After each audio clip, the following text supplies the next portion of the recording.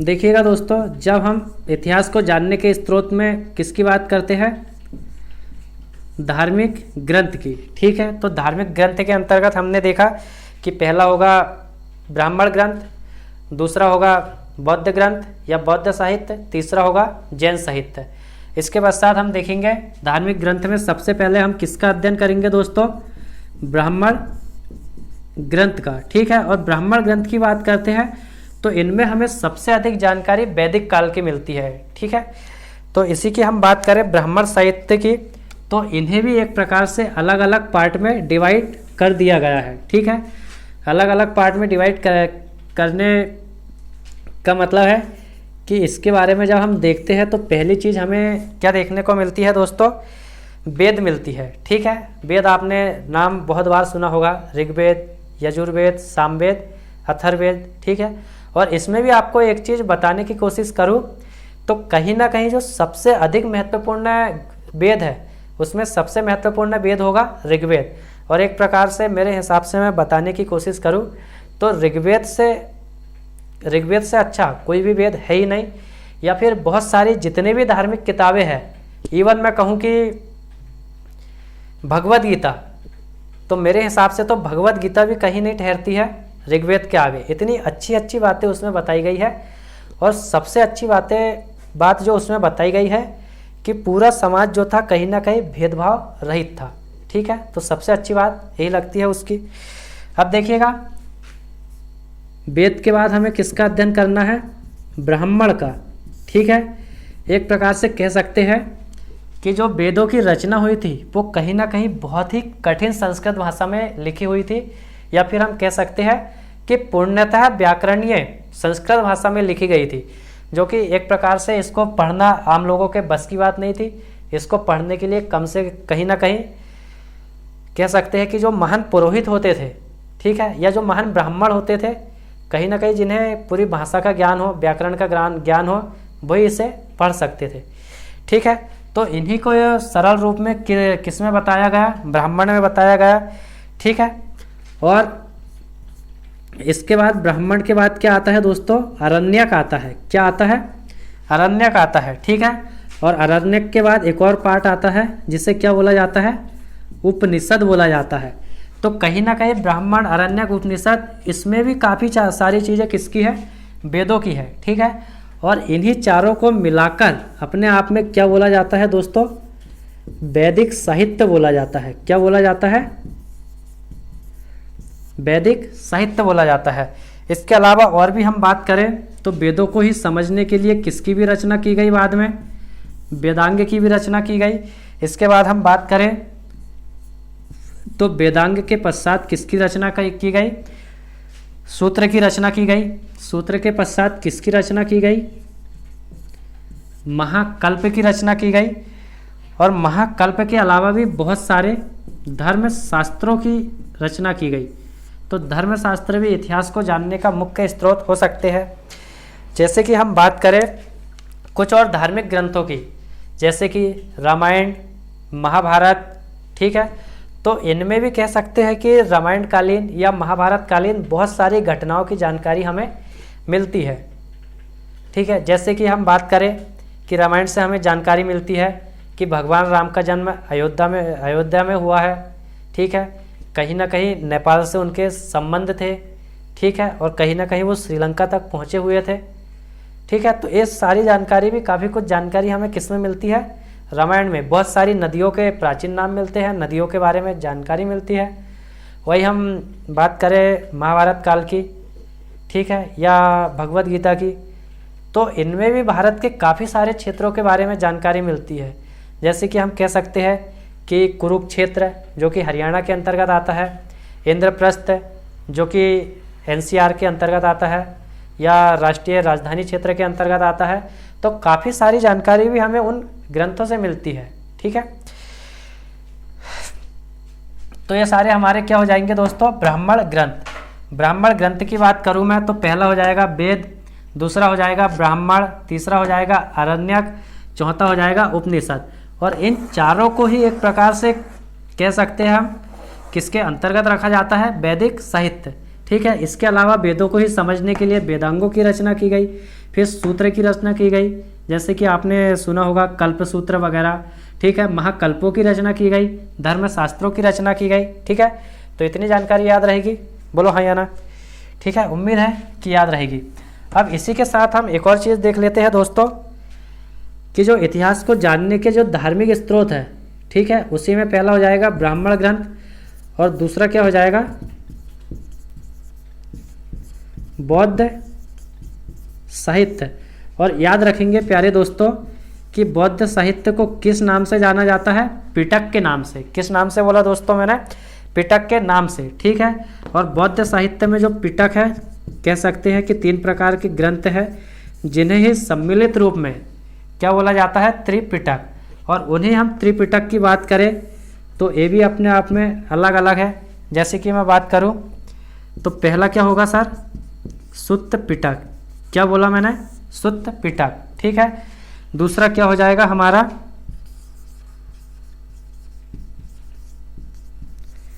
विनय पिटक हो जाएगा। और तीसरा क्या हो जाएगा,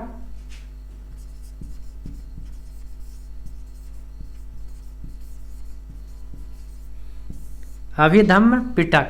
अब देखिएगा कि आप बोलोगे सर कि इनसे हमें क्या जानकारी मिलती है, तो आप एक चीज़ देखिएगा कि जो त्रिपिटक है उसमें भी हम बात करें किसकी, सुत्त पिटक की, तो इसमें एक प्रकार से हम कह सकते हैं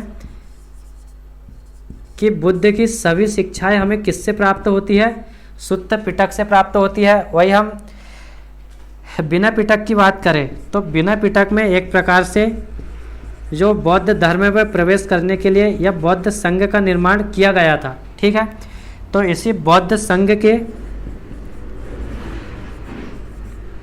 जो बौद्ध संघ के नियम हैं वो हमें किससे प्राप्त होते हैं, विनय पिटक से। और वहीं हम अभिधम्म पिटक की बात करें, ठीक है, तो अभिधम्म पिटक के बारे में हमें ये जानकारी मिलती है कि इसके रचनाकार कौन है, मोगलीपुत्र तिस्य, ठीक है। जैसा कि आप सभी लोग जानते हैं कि जो अभिधम्म पिटक है, ठीक है, एक प्रकार से कह सकते हैं कि बौद्ध संगीति का आयोजन हुआ था अशोक के शासनकाल में, ठीक है। तो हमें अभिधम्म पिटक में काफ़ी सारी जानकारी किसकी मिलेगी, अशोक के शासनकाल की। तो दोस्तों जब हम अभिधम्म पिटक की बात करते हैं तो इसके रचनाकार कौन है, मोगलीपुत्र तिस्य, ठीक है। और इनकी जब हम बात करते हैं तो अशोक के समय में जो तीसरी बौद्ध संगीति का आयोजन हुआ था, तो कहीं ना कहीं अभिधम्म पिटक में हमें काफ़ी सारी जानकारी अशोक के शासन के मिल जाती है, ठीक है। और इसी के अलावा अभिधम्म पिटक को किस नाम से भी जाना जाता है, काफ़ी सारे जो बौद्ध भिक्षु हुए, ठीक है, तो बौद्ध भिक्षुओं की जीवनी के नाम से भी जाना जाता है इसे, ठीक है। तो इतनी बात याद रखेगी कि धार्मिक ग्रंथ की बात करते हैं तो पहला हो जाएगा ब्राह्मण ग्रंथ, ठीक है। उसमें वेद, ब्राह्मण, आरण्यक, उपनिषद, इन चारों को संयुक्त रूप से क्या बोला जाता है, वैदिक साहित्य। इसके अलावा वेदांत, सूत्र, महाकल्प, धर्मशास्त्र। बौद्ध साहित्य की बात करें तो बौद्ध साहित्य को किस नाम से जाना जाता है, पिटक के नाम से। और पिटक में भी हम कह सकते हैं कितने, 3 पिटक। कहने का मतलब इसे ही हम क्या बोल सकते हैं दोस्तों, त्रिपिटक बोल सकते हैं। इसमें भी 3 हैं, तो पहला हो जाएगा सुत्त पिटक। इससे हमें किसकी जानकारी मिलती है, बुद्ध की शिक्षाएं, ठीक है। विनय पिटक की बात करते हैं तो इससे हमें बौद्ध संघ के नियम की जानकारी मिलेगी। अभिधम्म पिटक की बात करें तो इसके रचनाकाल मोगलीपुत्र तिस्य है। और अशोक के शासन काल में जो बौद्ध संगीति का आयोजन हुआ था उसी काल में लिखा गया था, तो अशोक के शासन काल की भी काफ़ी सारी जानकारी मिलती है। वहीं इसमें बौद्ध भिक्षुओं की जीवनी मिलती है, काफ़ी सारे बौद्ध भिक्षुओं की जीवनी मिलती है। और याद रखेंगे कि जो बौद्ध साहित्य है वो किस भाषा में लिखा गया है, पाली भाषा में। और इसी के कारण बौद्ध धर्म के या बौद्ध साहित्य के लोकप्रिय होने का कारण भी है, क्योंकि पाली भाषा कहीं ना कहीं आम जन की भाषा थी या जनमानस की भाषा थी, तो इसे पढ़ना आसान था। जैसे कि मैं कहूँ कि ब्राह्मण ग्रंथ को तो मुख्य रूप से किस भाषा में लिखा गया था, संस्कृत भाषा में, ठीक है, जो कि एक प्रकार से बहुत अच्छी लैंग्वेज तो है, लेकिन आम जनमानस की भाषा नहीं बन सकती, क्योंकि एक प्रकार से ये व्याकरणीय लैंग्वेज है, ठीक है। चलिए इसी के साथ आगे बढ़ते हैं और देखते हैं धार्मिक ग्रंथ का तीसरा पार्ट, जैन साहित्य।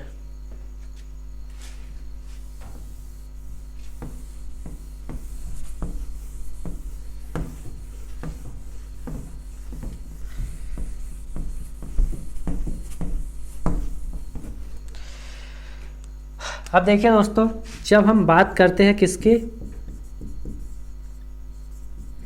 जैन साहित्य की, तो जैन साहित्य को किस नाम से जाना जाता है? आगम। जिस प्रकार से हमने देखा था कि बौद्ध साहित्य को किस नाम से जाना जाता है?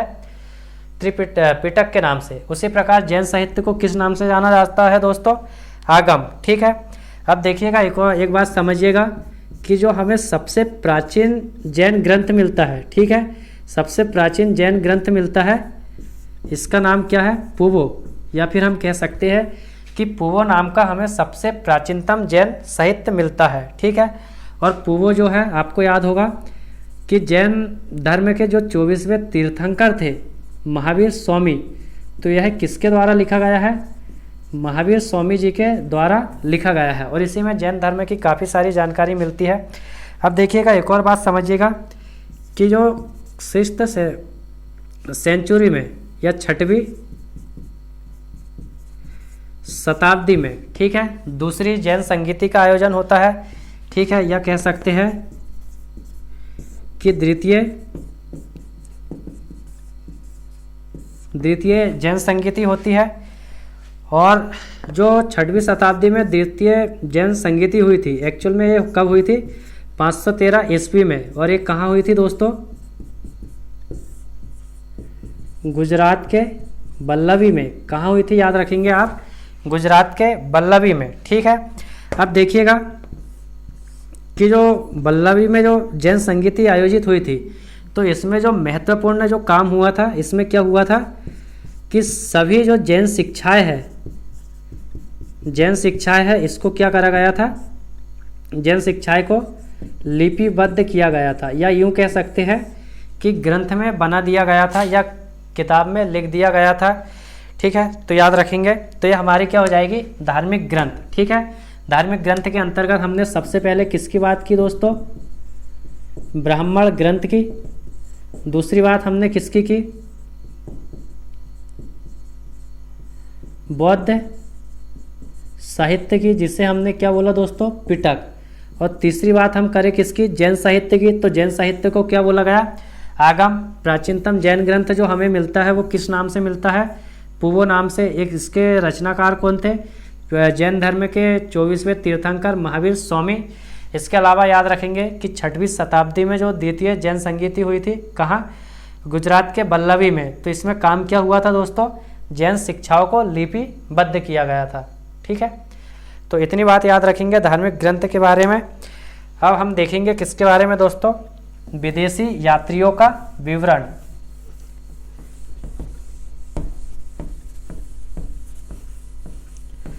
अच्छा, पहले एक चीज़ और समझिएगा कि ये तो हमने बात की है धार्मिक ग्रंथों की।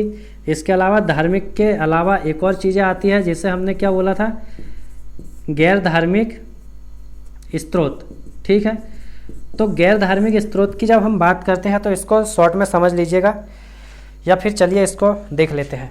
देखिएगा दोस्तों, जब हम गैर धार्मिक स्रोत की बात करते हैं तो सबसे पहली बात एक चीज़ याद रखेंगे कि हमें एक प्राचीनतम ग्रंथ मिलता है जिसे हम क्या बोल सकते हैं? अर्थशास्त्र। ठीक है, इसके रचनाकार कौन थे? चाणक्य। एक प्रकार से इसमें पूरी राज पद्धति के कार्यों को बताया गया है। और आपको एक चीज़ याद रखेंगे कि जो चाणक्य थे, ठीक है, इनके बारे में जानकारी होगी कि कहीं ना कहीं जो विश्व विजेता भारत पर आक्रमण करने के लिए आया था, तो इन्होंने ही एक प्रकार से बहुत सारी कहानी बनाकर सिकंदर को भारत से बाहर करने में मुख्य भूमिका निभाई थी। थोड़ी सी और कहानी समझिएगा कि जब सिकंदर पूरे विश्व को जीतकर भारत पर आक्रमण करने वाला होता है, तो चाणक्य के सामने एक समस्या आती है कि कहीं ना कहीं भारत को हमें इस विश्व विजेता से बचाना है। और उस समय मगध की राजगद्दी पर जो बैठा हुआ था शासक घनानंद, वो बहुत ही क्रूर, आतताई या अत्याचारी शासक था। साथ ही साथ एक प्रकार से राजपाट के कार्यों पर भी ध्यान नहीं देता था। तो उस समय पर मगध राज्य क्या हो रहा था, कमज़ोर हो रहा था। और उसी समय सिकंदर यदि आक्रमण कर देता मगध पर, तो हो सकता है कि मगध पराजित हो जाता। तो ऐसी कई कहानियाँ प्रचलित है कि चाणक्य उसके पास गए, घनानंद के पास, तो घनानंद ने उनको वहाँ से भगा दिया कि हट, मूर्ख ब्राह्मण यहाँ आया है। तो उन्होंने उनकी चोटी की कसम खाई और कहा कि ये चोटी जब तक नहीं कटवाऊंगा जब तक तुझको मतलब कि यहाँ से हटा ना दूँ या राज सिंहासन से हटा दूँ। तो इसके पश्चात ही क्या करते हैं वो, घनानंद उनको कैद करवा लेता है कि इस ब्राह्मण को पकड़ो, इसको मारना है। फिर होता क्या है दोस्तों कि चंद्रगुप्त मौर्य जो कि 12-13 साल का बालक होता है, वो चाणक्य को वहाँ से छुटाकर ले जाता है। तो वो उनसे वो उस पर काबिलियत देखते हैं और सोचते हैं कि यही कहीं ना कहीं भारत का सम्राट होगा। और फिर वो क्या करते हैं कि जब सिकंदर आता है तो सिकंदर की सेना में चाणक्य को भेज देते हैं, जो विभिन्न प्रकार के खाने में जहर वगैरह मिलाता है, कभी अंधे होने के लिए, कभी बहरे होने के लिए, कभी कोई बीमारी के लिए। ठीक है, अब वो ब्राह्मण तो ठहरे, अब वो उनको बताते हैं सिकंदर को कि ये सब जो हमारी भूमि है देवताओं की भूमि है और कहीं ना कहीं दैवीय प्रकोप के कारण ये समस्या आ रही है। हालांकि सिकंदर का जो सेनापति होता है सेल्यूकस निकेटर, वो सिकंदर को समझाने का प्रयास करता है कि देखिएगा महाशय, ये ऐसा देवता देवी देवता वगैरह कुछ नहीं होता है, ये ब्राह्मण मूर्ख है, ये फालतू की बातें बता रहा है या हमको भगाने का प्रयास कर रहा है। लेकिन सैनिक में भी अफवाह फैल जाती है कि भारत में दैवीय शक्ति का प्रकोप है, तो सैनिक भी युद्ध करने से मना कर देते हैं और वहीं से सिकंदर वापस चला जाता है। हालांकि वो बात अलग है कि सिकंदर के जाते वक्त रास्ते में मृत्यु हो जाती है तो सेल्यूकस फिर से हमला कर देता है। लेकिन जब तक मगध पर क्या हो जाता है, एक बहुत ही महान सम्राट चंद्रगुप्त मौर्य बैठ जाता है, तो उससे तो मुकाबला नहीं कर सकता था सेल्यूकस निकेटर, क्योंकि कहीं ना कहीं एक प्रकार से उनका प्रधानमंत्री चाणक्य था, जो कि बहुत ही कुटिल, चालाक, चतुर, कहना चाहिए हर प्रकार की क्षमता उसमें मौजूद थी। और दूसरी बात, समझदारी, युद्ध करने की क्षमता चंद्रगुप्त मौर्य में थी। ठीक है, तो चंद्रगुप्त मौर्य या मौर्य शासन की हमें सबसे अधिक जानकारी किससे प्राप्त होगी दोस्तों? अर्थशास्त्र से। ठीक है, हालांकि ऐसा मत समझिएगा कि ये अर्थशास्त्र जो है कहीं ना कहीं इकोनॉमी से संबंधित है, ऐसा बिल्कुल भी नहीं है। ये एक प्रकार से राजनीति से संबंधित पुस्तक है, लेकिन कहीं ना कहीं चाणक्य जो मानते थे कि राज्य को चलाने के लिए सबसे महत्वपूर्ण चीज़ जो होगी वो धन होगा, या कह सकते हैं कि मनी होगी। तो इसी संदर्भ में उन्होंने एक और बातें बताई थी कि यदि राज्य में कोई व्यक्ति नाव चला रहा है तो उससे भी राजा को कर लेने का अधिकार है, क्योंकि राजा उसे सुरक्षा प्रदान कर रहा है या राजा के राज्य में कहीं ना कहीं वह अपना जीवन निर्वाह कर रहा है। ठीक है, और उनका ये भी मानना था कि राजा को उनसे कर के बदले उनकी पूरी सुरक्षा देनी होती है। ठीक है, वही हम दूसरी बात करें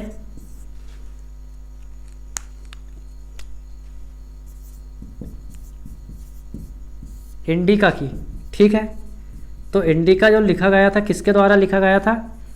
मेगस्थनीज के द्वारा। ठीक है, अब एक और कहानी समझिएगा दोस्तों कि अभी अभी मैंने आपको बताया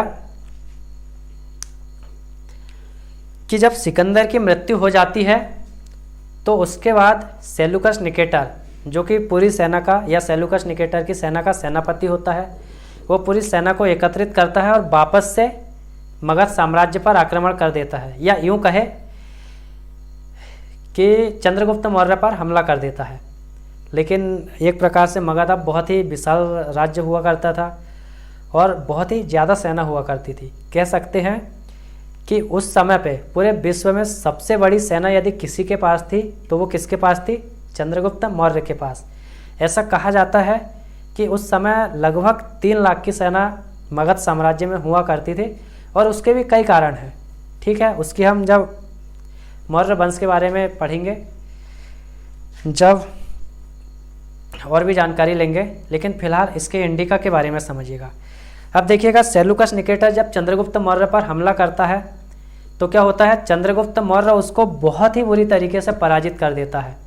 ठीक है, अब क्या होता है कि सेलुकस निकेटर के साथ ही उसकी पुत्री भी आई थी, उसका नाम मुझे ध्यान नहीं आ रहा है, ठीक है। तो कह सकते हैं कि जब उसकी पुत्री आई थी तो जब वो पराजित हो जाता है तो वो अपनी पुत्री को आगे कर देता है और कहीं ना कहीं वो चंद्रगुप्त के सामने विवाह का प्रस्ताव रखता है कि आप मेरी पुत्री से विवाह कर लीजिएगा, ठीक है। अब देखिएगा, विवाह तो चंद्रगुप्त मौर्य कर लेता है, क्योंकि पहली बात ऐसा कहा जाता है कि वो सेलुकस निकेटर की पुत्री थी, कहीं ना कहीं वो मिस वर्ल्ड थी उस समय की, बहुत ही सुंदर थी, कहना चाहिए दुनिया में उसके समान कोई सुंदर नारी रही ही नहीं होगी। तो कहीं ना कहीं चंद्रगुप्त मौर्य उससे शादी कर लेता है और जब सेलुकस निकेटर शादी कर देता है तो साथ में ही अपना एक राजदूत मौर्य साम्राज्य में रखता है, ठीक है। और वही राजदूत का नाम क्या था? मेगस्थनीज, ठीक है। तो हम कह सकते हैं कि मेगस्थनीज एक प्रकार से कौन था? यूनानी राजदूत था, ठीक है।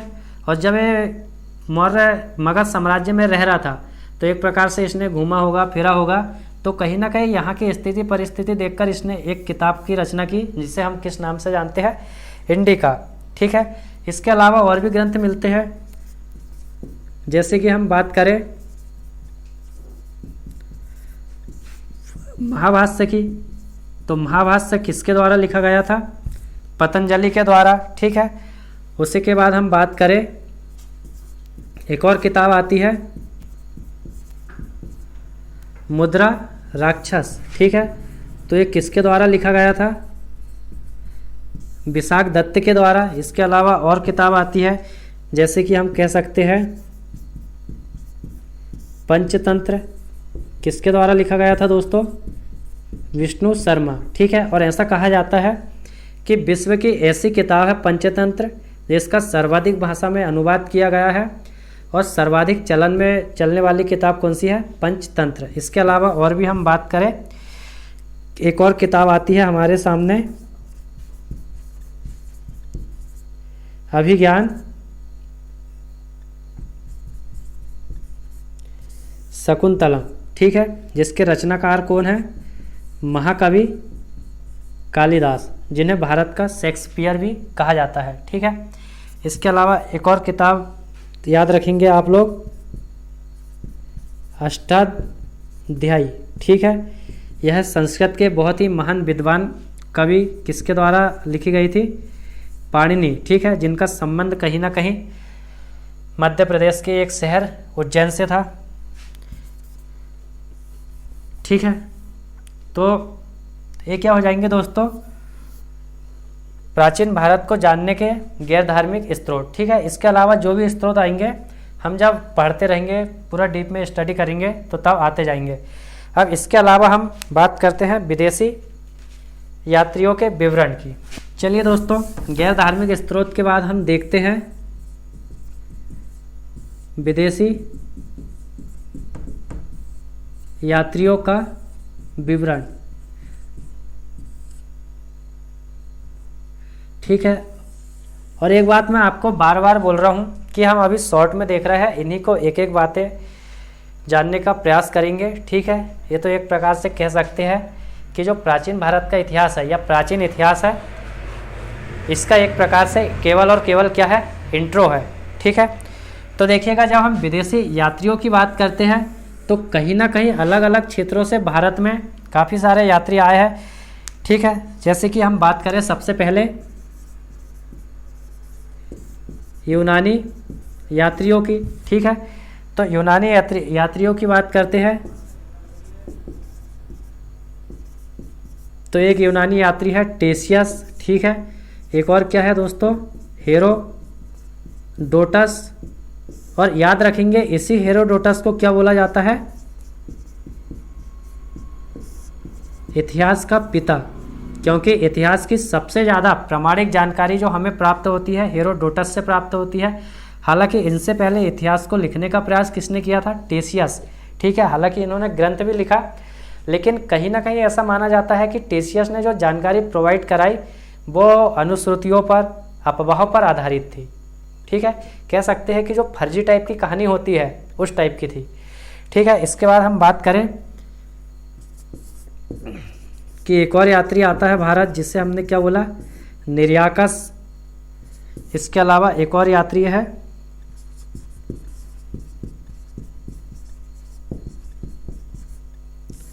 अरिस्टोबुलस। क्या है सर दोस्तों, अरिस्टोबुलस। ठीक है, और याद रखेंगे कि ये जो सारे यात्री है एक कहीं ना कहीं विश्व विजेता सिकंदर के पहले ही आए थे।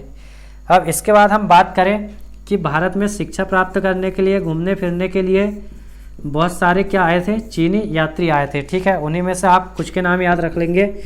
जैसे कि हम बात करें, पहला क्या होगा, फायान होगा। ठीक है, दूसरा क्या होगा, हेन सांग होगा। ठीक है, जो कि गुप्त काल में आया था। इसके बाद जो तीसरा होगा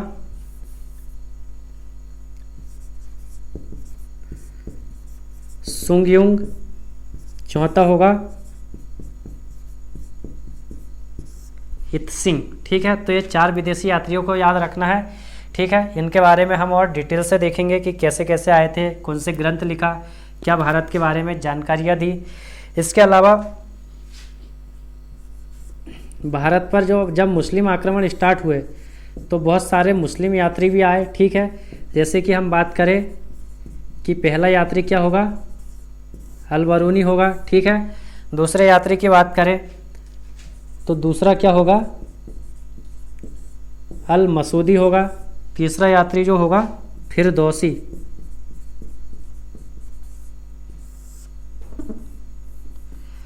तीसरा यात्री क्या होगा दोस्तों, फिरदौसी। तो ये कहीं ना कहीं इतने सारे विदेशी यात्रियों ने भारत के बारे में बताया है। हालांकि इनके अलावा भी और भी हो सकते हैं, लेकिन कुछ महत्वपूर्ण जो यात्री आए थे विदेशी, इनके बारे में मैंने आपको बता दिया हुआ हूँ। ठीक है, तो दोस्तों जब आप क्लास को देख रहे हैं, यदि अच्छी लगे तो लाइक करें और अपने अधिक से अधिक दोस्तों में शेयर करने का प्रयास करें। ठीक है, क्योंकि इसी से हमें आत्मविश्वास मिलेगा, उत्साह मिलेगा, तो हम आपके लिए और भी बेटर कुछ करने का लगातार प्रयास करते रहेंगे।